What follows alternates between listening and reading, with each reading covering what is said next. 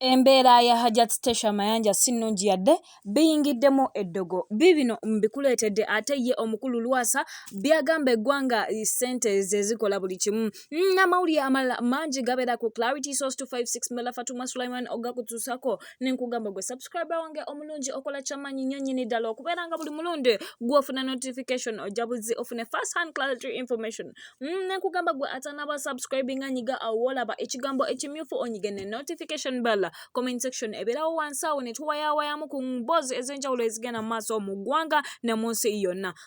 katutandikire ku saidi y'omukyala hajjat stecia Mayanja munnaye twakutuusako story emabegako ne tugamba omukyala ono embeera ye ey'ebyobulamu sinnungi yadde n'omulundi n'ogumu era yalabibwako ng'ennyimba azimbira mu kagaali ku bivulu eby'enjawulo munnange twagezezaako okunoonya ensonga ereetedde kino kyonna era ne tutuuka ku manager we Sir Lawrence ne tumubuuza omukulu kiki ekigenda mu maaso ku bulamu bwa hajjat n'atugamba amazima gali nti hajjat abadde mulwadde okumala akaseera era yabadde afunyefunyemu kukangubaguba naye nga kino kyava ku series etwali tuzanya eza Stecia and the House Girl za premieringibwa ku TV era ne muziraba ne tumugamba yetwagenda mu maaso n'agamba omukyalo ono yagenda mu maaso n'okaaba omutwe ogw'amaanyi nga tumutuusiza mu ddwaliro e Nakasero era nga ye agamba obulumi bwali buyitiridde ku bwa bulijjo naye n'atugamba omukyala ajja kubeera bulungi kyokka ate twabadde tuli awo y'omukulu Kasuku kukuwaza bbanga n'avaayo n'agamba nze bwino yuno mulese omukyalo oyo Stecia Mayanja ayina amulooga oyo omuntu atamwagaliza munnaye ebyo byakola era nga walaba statement eyo omukulu Kasuku bwe yategeeza n'agamba nti oyo omuntu abifinga Stecia era olw'okuba bambi adda wali erina playing skits ze eza Stecia and the House Girl bye bimu ku biri mu omuntu oyo naye wabula yagambye nti era agenda mu disclose nga mu kaseera akatali kawala katubirinde ebiva ku side eyo naye nga bambi katusabe mukama ateeka omukono gwe ogwekisa ku hajjat kubanga bambi fe skits tukyazaagala abo abaloga baloge ffe munnanga abawagira hajjat Stecia Mayanja kino tumuwagiza maanyi katusabe mukama ate amususe akomewo ku stage eyo ngenda kukujjayo nkutwaleko ew'omumbejja w'etaro Princess Komuntale munnange jjukira yamala oli omwami we nate gwe yayina munne yagenda maaso n'obulamu nafuna omwami eyo gw'olaba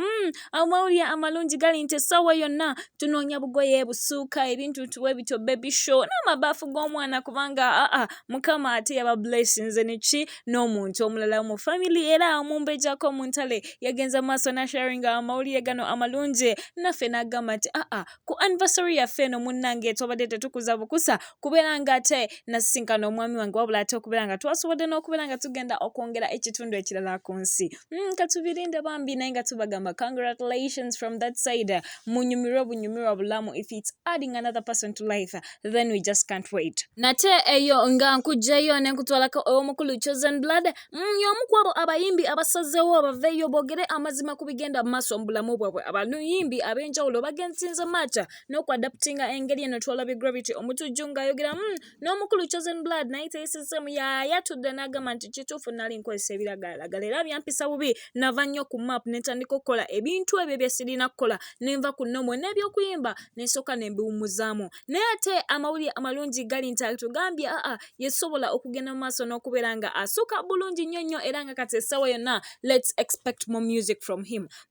abantu bonna bagenza mu maaso n'okukakasa bagamba nti okyasobola okuva ku biragalalagala gwabikozesa okyasobola okukola ki okubeera nga ate obulamu butererera ddala eyo nayo nga nkujjeyo nga ate tuze ku saidi y'omukyala Jennifer Fulfiga munnaye mama Museveni gwe twogerako mama Museveni mutosi Museveni mukulu gwe twogerako ku nsonga eno munnanga omukyala ono oluvannyuma lw'okuzaala omwana ono twagezaako okubuliriza tata wa omwana yaani abangi ne bagezaako okusonga ennwe mu bantu abamaanyi ennyo mu gavumenti eno naye ate byonna byonna ne biggwawo ebityo munnange twabadde tuli awo nga tewavuddeyo omwami akaanira Museveni ng'agamba nze njagala oba omukyala agamba omwana si wange tugende ku DNA nga bw'olaba empapula ezo munnange omukulu amanyikiddwa nga Kigundu Fred yagamba nti nanze ndi mutuuze okuva eri ewa eri ekawanda nze mbakakasa bukakasa nti omwana wange Fulfiga mpa omwana wange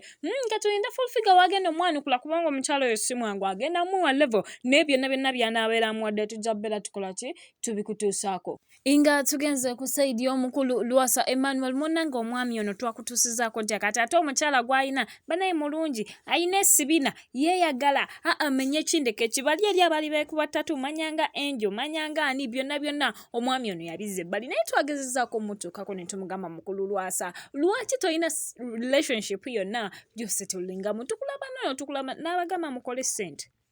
Kola sente weeyagale nagamba ayina sente zonna ezeetaagisa okwana omukazi yenna mu kifo kyonna ewantu wonna omukazi oyo n'atagaana ebyo muliko mulimba n'atuwa example n'atugamba mulabe Zari akyusa bakyuse kati bw'ali naye ye mukulani Sadiq munayo no Sadiq twabatuusizaako information ne tubagamba biri eri ebya mukulu Gike Kopa mubiveeko mudde ku bino anti omwami Sadiq kati yaliko ali myaka 27 era nga naye abeera Tanzania n'omukulu Lwasa yagambye ekintu kimu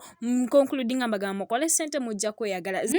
endowooza y'omukulu nti sente ze zisobola mufunira omukazi yenna wonna w'olinga oyina sente ojja kubeera nga onyumira obulumi. That's all we have for today. Thank you for keeping it. Clarity Source 256 ebyo tubadde tulina naye ate gonna aganaatuukawo tosagaasagana ojja gafuna.